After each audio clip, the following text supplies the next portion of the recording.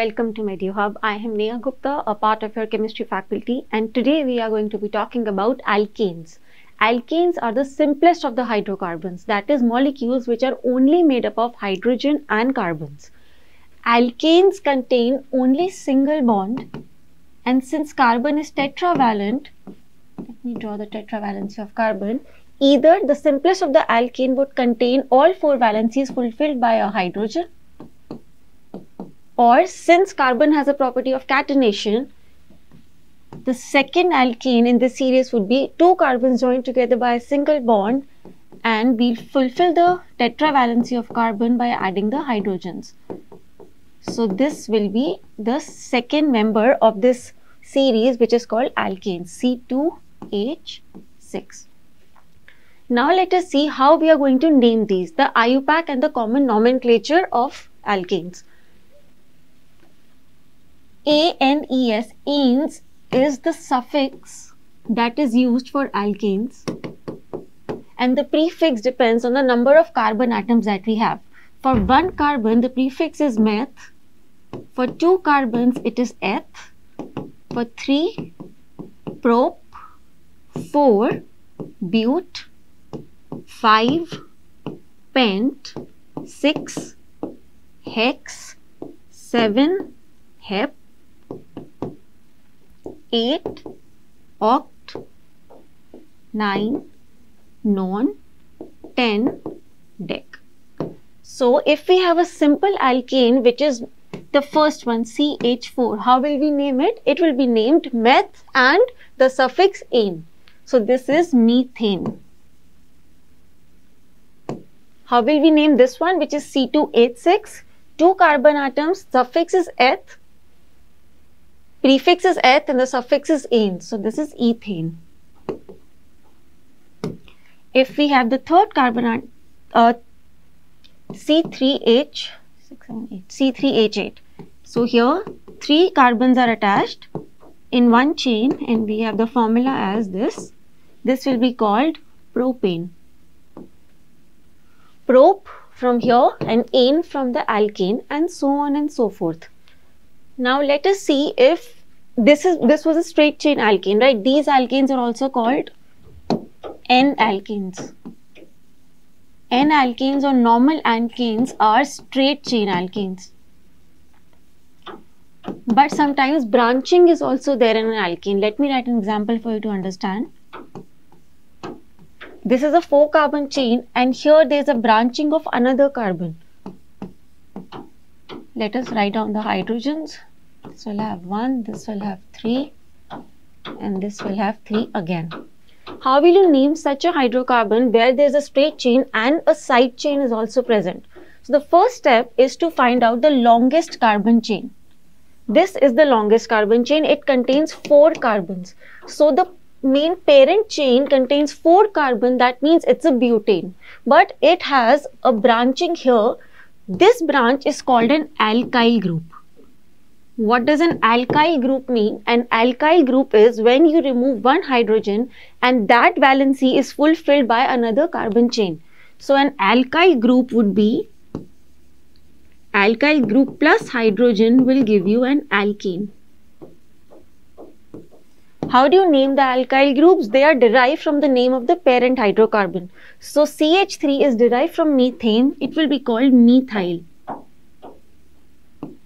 C2H5 is derived from ethane. It will be called ethyl, and so on and so forth. So for naming this particular hydrocarbon, first we will select the longest carbon chain. Then we have to number the carbons from the side so that this side chain gets the lowest possible number. So if we number from here, 1, 2, 3 and 4. Methyl group is getting the second carbon number, and that is the lowest. If we had started numbering from here, it would have gotten third number, that is 1, 2, 3. So we prefer, this is called the lowest locant rule, and we start numbering from the side from where the substituent gets the lowest number. So the name of this particular would be 2-methyl butane. Let us take one more example. me draw another structure where let's say we have 5 carbons. Let us fulfill valency. 1, 2, 3, 4, CH2, CH2, CH3. Now let us see which is the longest carbon chain here. If we take this, it is 1, 2, 3, 4, 5. Or we can start from here as well. There are 2 carbons here, 1, 2, 3, 4, 5, 6.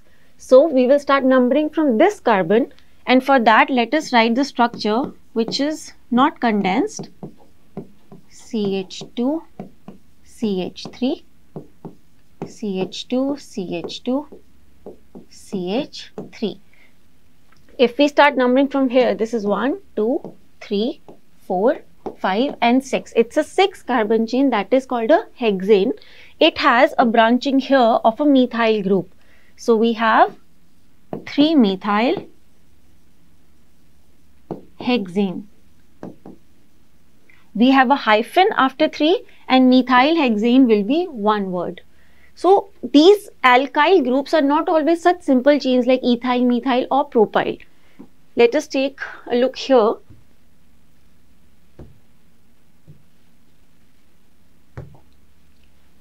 Sometimes the branching is not as simple. So a propyl group, a simple straight chain propyl group is somewhat like this.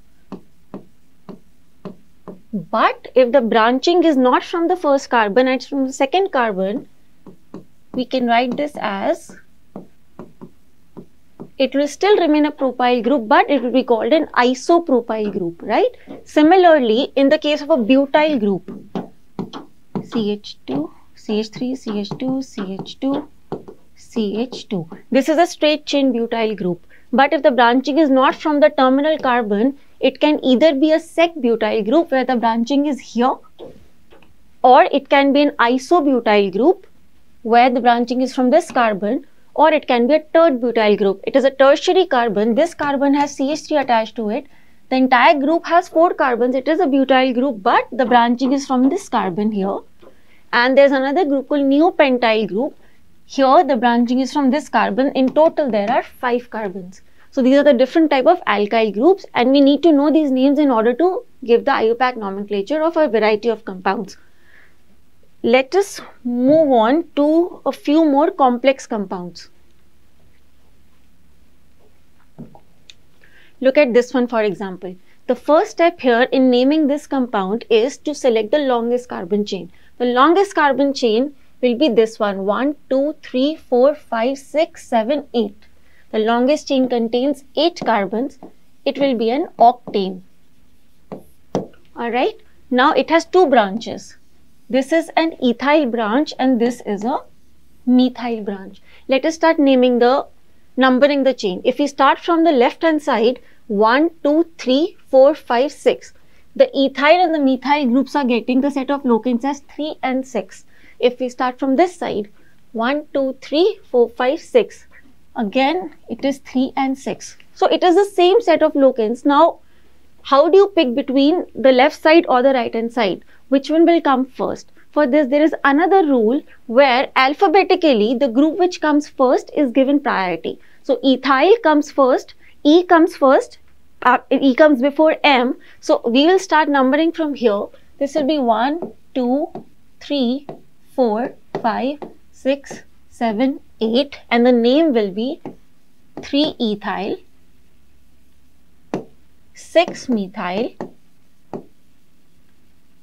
octane. Notice that there are hyphens before and after this numeric digit, and methyl octane will be one word. So this is the name for this particular compound. Now let us see another example. Here. First step here again is to select the longest carbon chain. If we at first glance this looks like the longest, so let us start from here. 1, 2, 3, 4, 5, 6, 7, 8, 9, 10. It is a 10 carbon chain. Let us see other possibilities also. If we start from this one, 1, 2, 3, 4, 5, 6, 7, 8, 9. That is a smaller chain. If we start from here, 1, 2, 3, 4, 5, 6, 7, 8, 9. 1, 2, 3, 4, 5, 6, 7, 8. So the 10 carbon chain that we saw initially is the longest chain. So this is a decane.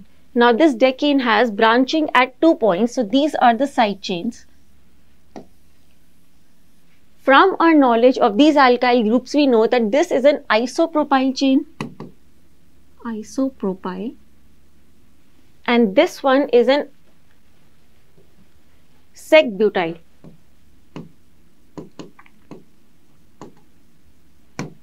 Alright, from which side will you start the numbering? If you start from here, 1, 2, 3, 4, 5, 6, 7, 8, 9, 10. And if you start from this side, 1, 2, 3, 4, 5, 6 and 7. So the set of locants that we're getting is 4 and 5 and 6 and 7. This is the lowest locant rule. And hence we are going to start numbering from this side. 3, 4, 5, 6, 7, 8, 9, 10. Okay, so now we'll talk about the chemical properties of alkenes. Chemical properties. Alkenes undergo substitution reactions like nitration, sulfonation, halogenation. In nitration, you treat an alkane with nitric acid and heat it, where a hydrogen of the alkane will get replaced with NO2 group. In sulfonation, the hydrogen gets replaced with SO3H group. Sulfonation can be carried out by treating an alkane with oleum or fuming sulfuric acid. In your syllabus, halogenation of an alkane is in more detail, so we'll talk about that. Halogenation is a substitution reaction, and halogenation means that hydrogen of an alkane is getting replaced by a halogen atom, which can be fluorine, chlorine, bromine or iodine. We will talk about each of these separately. So let us take an example of a halogenation reaction. We have CH3, CH3 reacts with chlorine in the presence of heat, light or a catalyst to give us CH3, CH2, Cl. Or if we have methane, CH4 reacting with Cl2, it will give us CH3Cl plus HCl. Further halogenation can also take place because there are more hydrogens available. So CH3Cl can react with more chlorine to give us CH2Cl2 plus HCl, or CH2Cl2 plus chlorine can again give us CHCl3 plus HCl. This can again react with the chlorine molecule. CHCl3 plus Cl2 gives us CCl4 carbon tetrachloride plus HCl. So this is substitution reaction. In the presence of heat, light or a catalyst, chlorination and bromination are the most suitable. Fluorination is highly explosive. So when any organic molecule like an alkane reacts with fluorine gas, there is an explosion. That is probably because there is a step in the termination where the methyl radical reacts with the fluorine radical, and that reaction is highly exothermic. So much energy is released that energy can make the other carbon-carbon bonds also dissociate, and there is an explosion. So it is not appropriate for fluorination. For iodination, the problem is the reaction is very, very slow. So what happens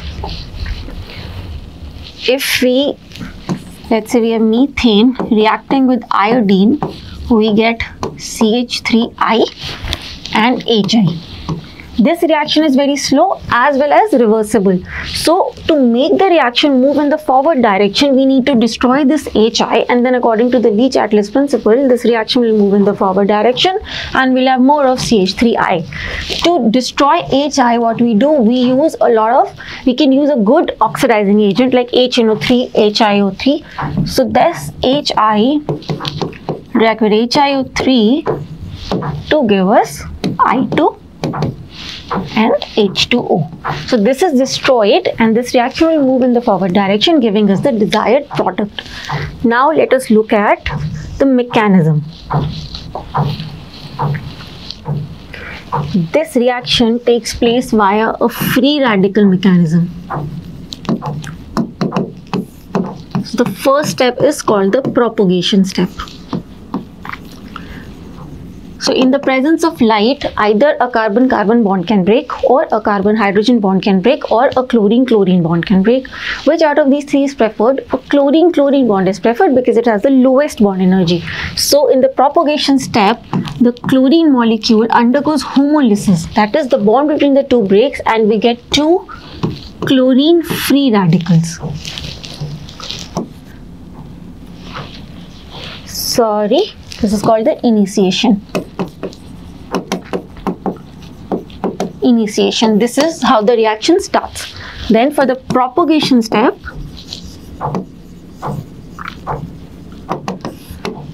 we have methane as the reactant that can react with this chlorine-free radical. This will break a carbon-hydrogen bond and give us a methyl radical plus HCl. This methyl radical formed here can react with the chlorine molecule and break this bond again to give us CH3Cl and another chlorine free radical. So these steps repeat themselves again and again, and a chain of reactions is formed, because of which the reaction proceeds in the forward direction. Apart from this, some other propagation reactions can also take place. This CH3Cl can now react with, just like this, it can react with another chlorine free radical. We will get CH2Cl radical and HCl, and now this CH2Cl radical can react with a chlorine molecule to give us CH2Cl2 and a chlorine radical again. So these are the few propagation steps. What happens now that the chain has to somehow terminate? How does it terminate? Either the reactants get consumed or all the free radicals that are produced get consumed. Let us see the termination steps. Termination.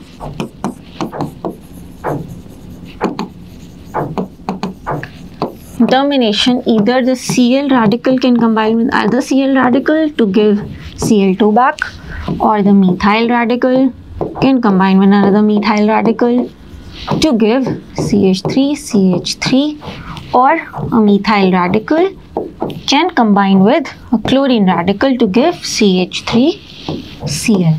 From here you can see that apart from this, this is also a side product. Ethane is also a side product of chlorination of methane. Now, since I said that iodination and fluorination cannot be carried out using this method, there are indirect ways also. For iodination, it's called the Finkelstein reaction. What happens is we do indirect iodination. So we take an alkyl chloride and we make it react with sodium iodide in acetone. So here halogen exchange will take place and we will get CH3I plus sodium chloride. This is called Finkelstein reaction. Fluorination can also be done in a direct manner, but the conditions need to be really controlled. An indirect way for fluorination is called the Schwartz method. In Schwartz method, what do? We have an alkyl chloride here like this. It reacts with an inorganic fluoride like silver fluoride. Again, an exchange of this halogen will take place and we will get CH3F plus AgCl. So that's it about halogenation. Now the next chemical property is combustion. What happens? Combustion is reaction with air or oxygen. Combustion.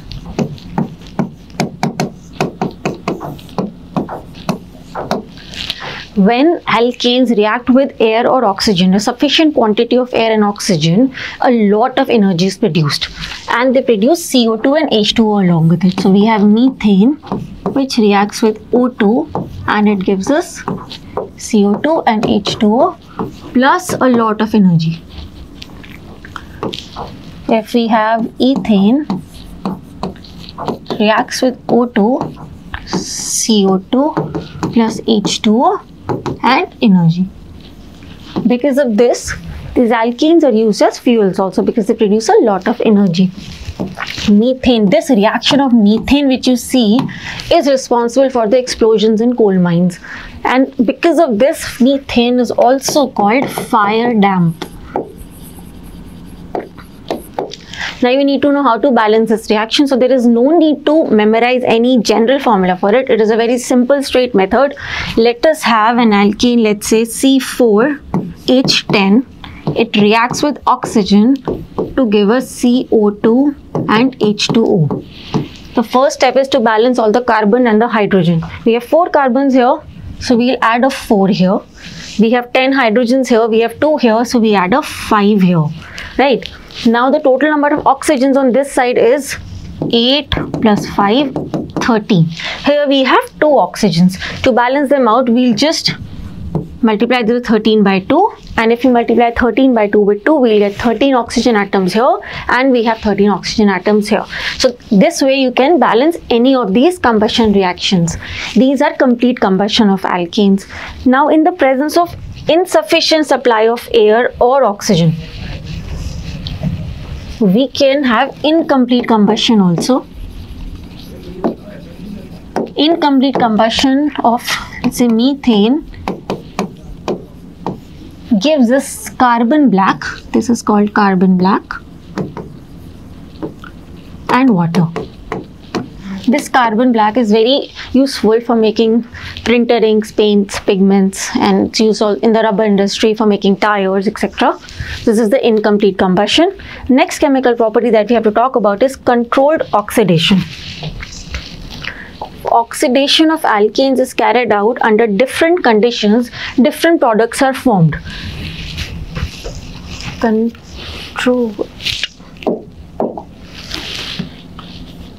Controlled oxidation.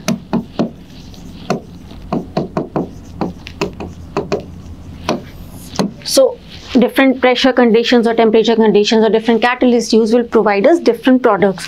So if we have, let's say, methane, which is oxidized with copper at 523 Kelvin, O2, and 100 atmosphere pressure, we will get the corresponding alcohol. So we get CH3OH. If we treat this with molybdenum oxide and heat it, MO2O3, heated, we get the corresponding aldehyde and water. So CHHCHO plus water. If we treat it with manganese acetate, let's say we have C2H6 ethane with oxygen, manganese acetate, CH3COO twice manganese, we will get the corresponding carboxylic acid, that is CH3COH. So these are the different products. Usually if a hydrocarbon like alkane has a tertiary hydrogen, that is very, very difficult to oxidize. But if we use a strong oxidizing agent like KMNO4, that tertiary hydrogen can be oxidized to a tertiary alcohol. For that, we have a third butyl group here, CH3H3. This is tertiary butane. This reacts the oxygen in the presence of KMNO4. It is oxidized. This will give us a tertiary alcohol, CH3, H3 and OH. So these are the reactions for controlled oxidation, where we know which conditions we are using, and based on that we will get different products. Next we have to see isomerization reactions. Isomerization.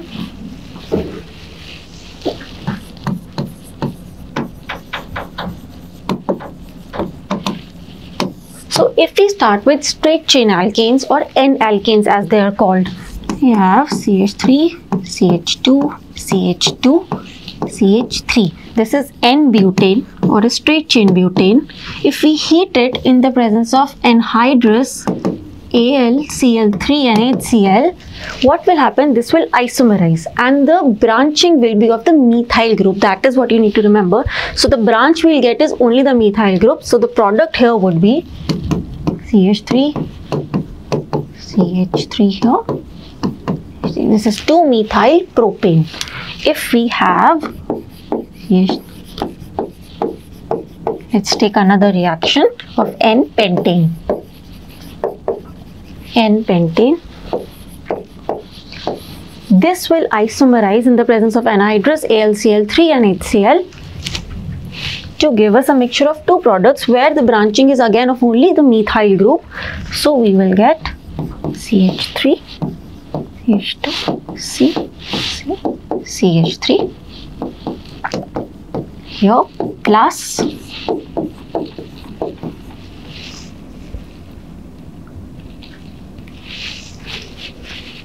so we'll get only one product where the branching is the methyl group. So this is the isomerization reaction. Next reaction that we talk about is aromatization. This is also a very important reaction. What happens in aromatization? If we take an alkene which has 6 carbon atoms or more, like 6, 7, 8 or more, we get benzene as well as homologues of benzene. Homologues means it's a derivative of benzene which will differ from benzene by a CH2 group. Okay, so if we treat, let's say, N-hexane with a catalyst of molybdenum or vanadium or chromium over alumina at 773 Kelvin and 10 to 20 atmosphere pressure, what will we get? N-hexane will give us benzene.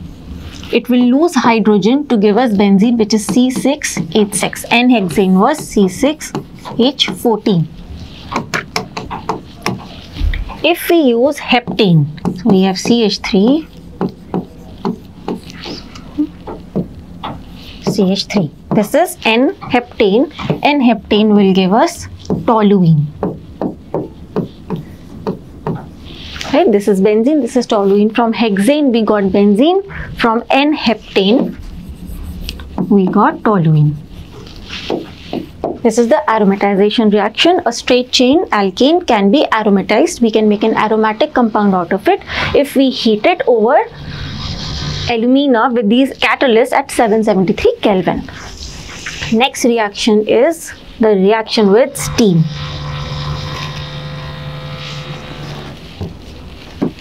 So at 1273 Kelvin, 1273 Kelvin, that is a very high temperature, that is reaction of an alkane with steam over nickel catalyst. It's a reaction with steam. So we have methane, we heat it over a nickel catalyst, we will get carbon monoxide and hydrogen. Now this reaction is used for the industrial preparation of hydrogen, and for this reason methane is also called synthesis gas.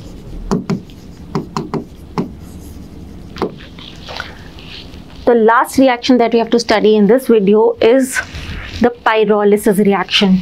So pyrolysis is thermal decomposition of any organic compound, and when we specifically talk about thermal decomposition of alkanes, it is called cracking. So at a very high temperature of around 500-600 degrees Celsius, depending on the conditions, we can get a lot of products from higher alkanes. So let's say we have N-hexane, the temperature is around 500-600 degrees Celsius. Under different conditions of pressure or depending on what catalyst we are using, we can get a variety of products. Cracking of alkanes. We have N-hexane. It can give us many products depending on the conditions. The first product that we can get is a cyclohexane. So this is not aromatic. You need to know this has hydrogens attached here. This is cyclohexane and hydrogen. Another product that we can get is a cyclobutane and ethane. C2H6. Cyclobutane also has 4 carbons here. It is a cyclic alkane and it has hydrogens here. Hydrogen, hydrogen. We can also get a cyclopropane.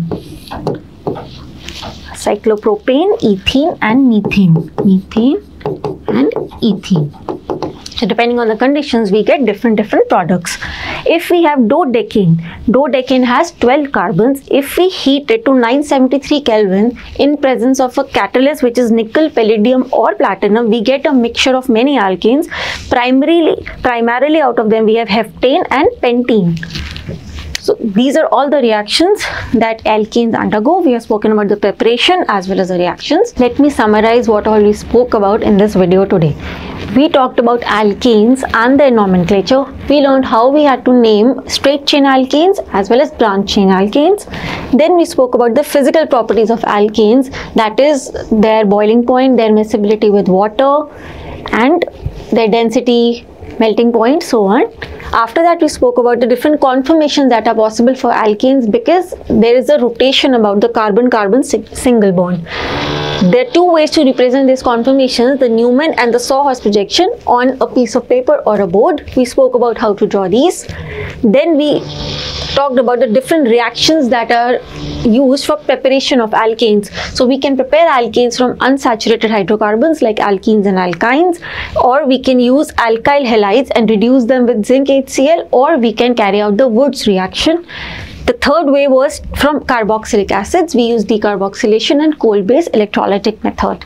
After that, we spoke about the chemical reactions of alkanes. The chemical reactions are substitution reactions which are halogen. We studied halogens in detail. Then there is combustion. Alkanes can undergo complete or incomplete combustion to give different products. Third was controlled oxidation. So depending on the conditions that we are using, we can get a variety of products like aldehydes, carboxylic acids or alcohols from alkanes.